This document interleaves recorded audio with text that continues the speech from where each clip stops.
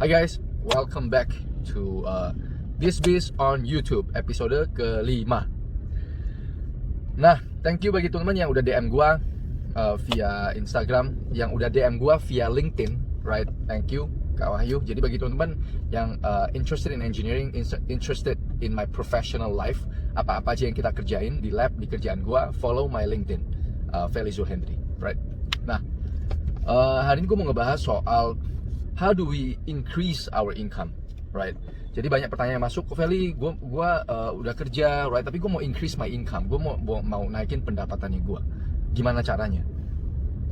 Jadi hidup ini kan hukum alam, right? We live in this the law of nature. Kita nggak bisa keluar dari the law of nature. Hukum alam. Hukum alamnya itu gimana?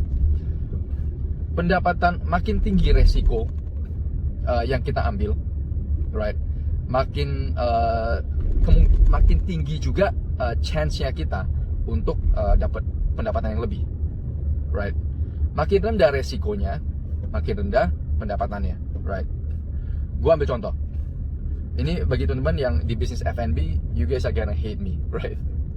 You guys are gonna hate me. Jadi gua ambil contoh. Jadi gua lebih suka belak-belakan, right? Gua lebih suka gua ngomong apa adanya.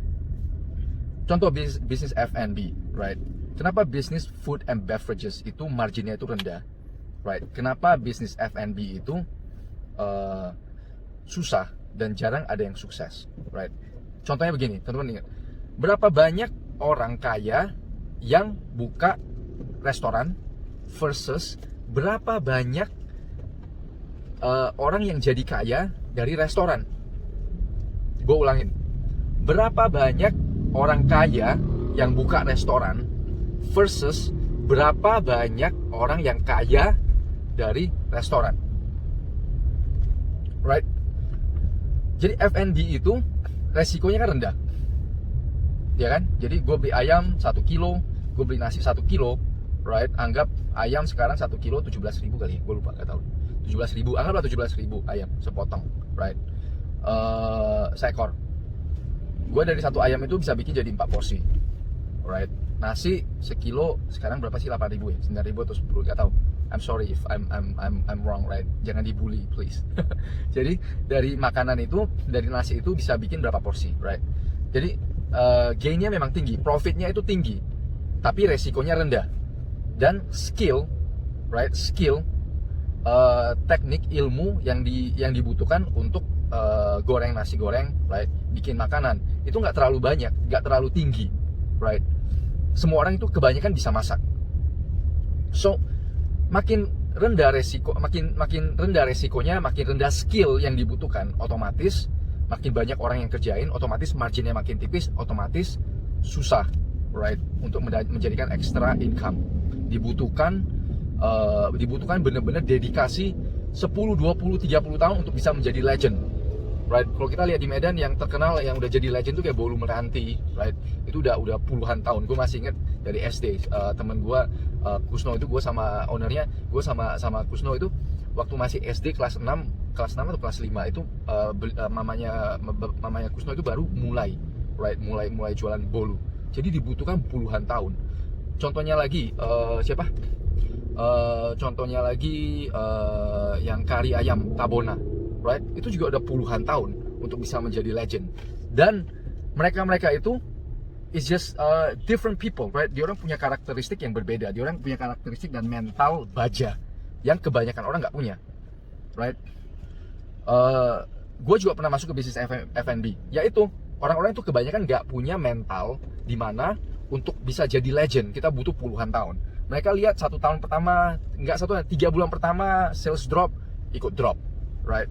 So untuk bisa mencapai that kind of success dibutuhkan mental baja, and you just have to go on for years, right? Dan kebanyakan orang nggak punya.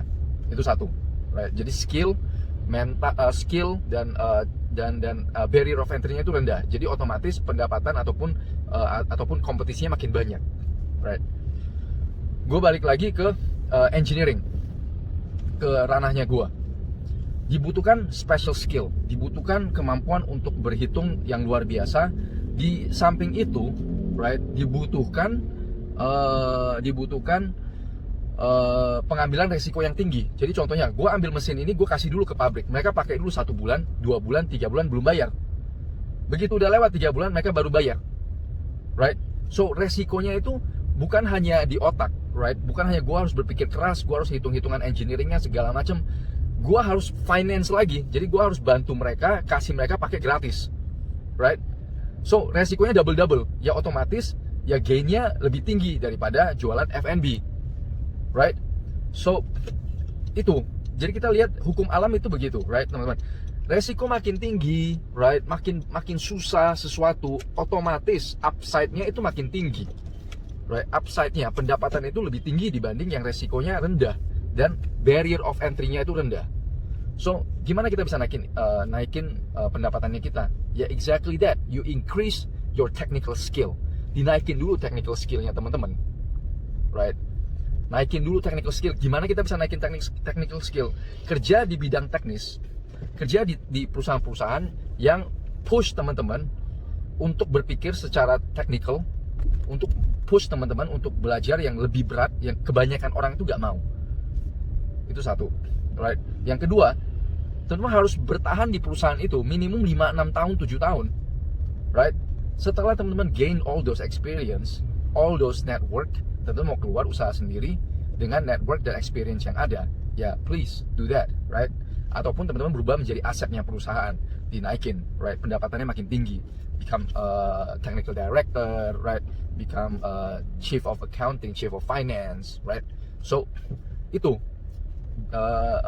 gimana caranya kita naikin pendapatan? Enggak gampang dan enggak semuanya sukses. Kebanyakan orang gagal, right?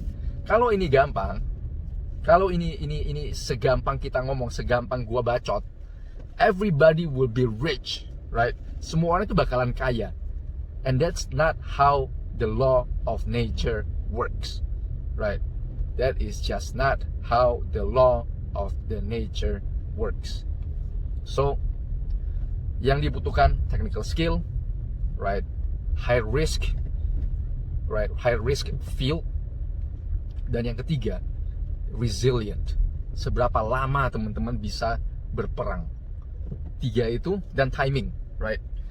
Dan timing, waktu, kapan kita masuk ke suatu bisnis, kapan kita bergelut di suatu industri, right? That also plays a big part. Contoh, sekarang zamannya COVID, right? Kita gak mungkin lagi bermain di F&B ataupun service untuk sekarang. Berarti timingnya bad for that. So you have to be able to time yourself. Jadi di 4 faktor ini yang bakalan menentukan pendapatannya teman-teman itu naik atau enggak. Okay, so again, please like, subscribe, and share this video. Dan kalau bagi teman-teman yang ada pertanyaan, please contact me through my LinkedIn or my DM. And see you guys at the next episode.